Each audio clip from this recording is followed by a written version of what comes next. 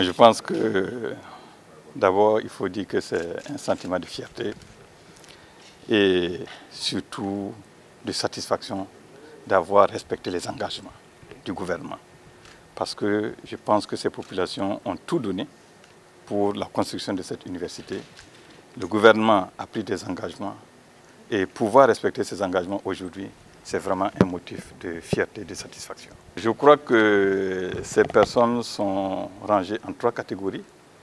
Il y a les propriétaires terriens qui sont au nombre de 396 environ. Il y a les acquéreurs qui sont au nombre de 365. Et il y a enfin les exploitants qui sont au nombre de 84 environ. À l'heure actuelle, pour l'évaluation qui est faite, hormis les réclamations que nous attendons, remonte autour de 4 milliards et demi. Bien sûr, comme je dis, il y a encore une session de réclamation que nous devions ouvrir.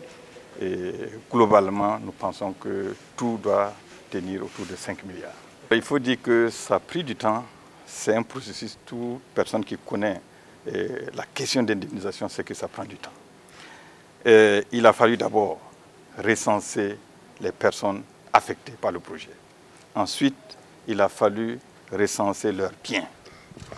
Et entre-temps, nous nous sommes rendus compte qu'effectivement, entre les déclarations, c'est-à-dire en termes de superficie des champs, et la réalité terrain, il y avait un décalage. Il y avait un surplus de près de 250 hectares.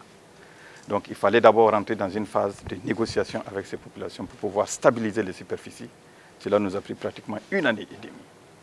À l'issue de cette année et demie, il fallait maintenant rentrer dans la phase proprement dite d'évaluation financière. Et comme le chef l'a dit, même un arbre qui a été planté a été pris en compte. Et chacun donc de ces populations a des attentes. Parce que perdre son champ, ce n'est pas seulement la terre en tant que telle, mais il y a toute la production aussi qui est là.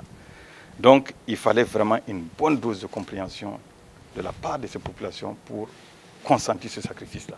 Ça aussi, il convient de le souligner parce que nous avons pu dégager à l'intérieur donc de la superficie de l'université Thomas Sankara près de 364 hectares que nous avons parcellés, bien sûr après avoir obtenu l'autorisation de lotir, nous avons parcellé et nous avons attribué donc ces parcelles-là aux populations affectées.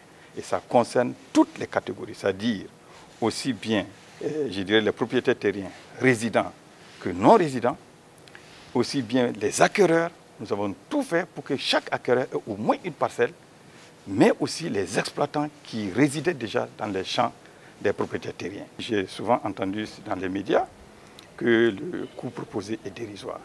Je crois que le chef vous l'a dit, c'est en fonction de l'investissement de chaque PAP. Donc tout dépend de ce que chacun a investi. Mais une fois de plus, comme je l'ai dit, ce n'est pas l'argent qui peut régler véritablement cette question, mais c'est vraiment la fierté pour chacun d'avoir contribué à la construction de cette université du reste, qui porte quand même le nom de Thomas Sankara. Je suis fier aujourd'hui parce que toute la population est contente. Parce qu'ils viennent de prendre, moi je prends ma chèque, le chef de commission prend sa chèque.